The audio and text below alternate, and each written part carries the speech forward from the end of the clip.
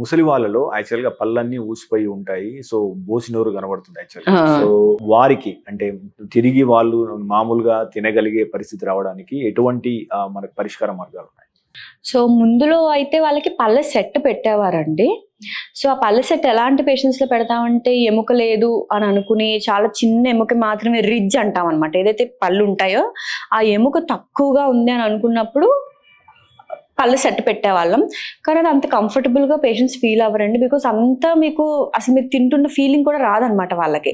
So దాన్ని replace చేసినట్టు implants పెడుతున్నారు అనమాట. ఒకవేళ కానీ మీ బోన్ కండిషన్ బాగానే ఉంది, మీ నార్మల్ జనరల్ హెల్త్ కండిషన్ బాగానే ఉంది, డయాబెటీస్ కానీ హైపర్ టెన్సివ్ కానీ మీకు కంట్రోల్లోనే ఉన్నాయి, మీ బోన్ హెల్త్ అంతా బాగానే ఉంది అని అనుకుంటే ఖచ్చితంగా మీరు ఇంప్లాంట్స్కి వెళ్ళడం బెటర్. బికాస్ ఇంప్లాంట్స్ పెట్టుకోవడం వల్ల మీరు ఇంకొంచెం ఫీల్ అవుతారు అనమాట. ఆ ఏజ్ వాళ్ళకి తింటున్న ఫీలింగ్ వస్తుంది. సగం మంది పళ్ళన్నీ పోయిన తర్వాత ఇంకొంచెం ఎక్కువ డిప్రెషన్ లోకి వెళ్ళిపోతారు. బికాస్ వాళ్ళకి తింటున్న ఫీలింగే రాదు, తిండి మీద వాళ్ళకి ధ్యాస పోతుంది అనమాట. స్లోగా వాళ్ళకి తినాలని అనిపించదు. బికాస్ వాళ్ళకి ఆ ఫీలింగే తెలియట్లేదు, ఏది తిన్నా తెలీదు. ఎందుకంటే మొత్తం అంతా కవర్ అయిపోయి ఉంటుంది, మీ ప్యాలెట్ కవర్ అయిపోయి ఉంటుంది, కిందనంతా కవర్ అయిపోయి ఉంటుంది. కాబట్టి ఆ సెటిల్ పెట్టుకోవడం వల్ల వాళ్ళకి తెలిసేది కాదు.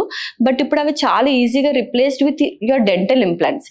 ఈవెన్ మీకు బోన్ చిన్నగా ఉన్నా కూడా డెంటల్ ఇంప్లాంట్స్ కి మీరు వెళ్ళొచ్చు. So full mouth dental implants పెడతారనమాట. వేరే అన్ని పళ్ళు లోపల ఒక స్క్రూలా ఉండి పైన క్రౌన్స్ లా వస్తాయి. సో దట్ మీరు తింటుంటే మీ ఎముకగా తెలుస్తుంటది, మీరు నవ్వులుతున్నారు అనే విషయం లోపల కూడా మీకు తెలుస్తుంటది. సో దానివల్ల ఏంటంటే ఓకే నేను తింటున్నాను ఒక ఫీలింగ్ కి ఆయన ఇంకొంచెం ఒక 5 ఏళ్ళు 10 ఏళ్ళు ఇంకొంచెం ఎక్స్ట్రా బ్రతుకుతారు. మీరు తీసుకునే అదే మందులు, అదే నాణ్యమైన మందులు, కానీ సగం ధరకే. అవును, మెడ్ ప్లస్ బ్రాండ్స్ పై 50 to 80% తగ్గింపు.